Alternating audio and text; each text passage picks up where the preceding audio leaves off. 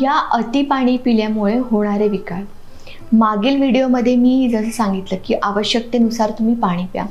जर अति पाणी आपण पिलं तर याने होतं काय की अति पाणी पिल्यामुळे अग्नी जो आहे, जठराग्नी जो आपल्या शरीरामध्ये सांगितलेला आहे, तर तो मंद होतो आणि ह्या मंद अग्नीमुळे आमरस निर्मिती होते आणि या आमरसामुळे सर्व व्याधींची उत्पत्ती होत असते. तर हे व्याधी कुठले कुठले, तर व्याधींमध्ये पहिलं येतं की हे सूज म्हणजे शोथ आयुर्वेदामध्ये त्याला बोललेलं आहे. तर जे अपचित असं जे हे पाणी असतं ते बॉडीमध्ये रिटेन होतं आणि ते बॉडीमध्ये साठून राहिल्यामुळे शोथ येत असतो. दुसरा पांडू म्हणजे ॲनिमिया.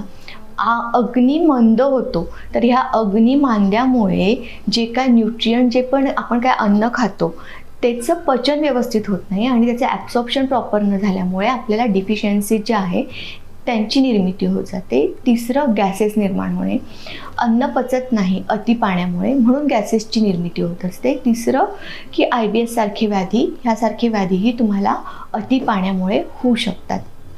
साधं उदाहरण जर द्यायचं झालं यामध्ये, तर जेव्हा आपण बाहेर अग्नी पेटवलं आणि त्यावर जर पाणी टाकलं, तो जसा विझतो, सेम ती कंडिशन आपल्या बॉडीमध्ये जर आपण कन्सिडर केली तर ह्याप्रमाणे आपल्या शरीरामध्ये हे व्याधीची उत्पत्ती होत असते.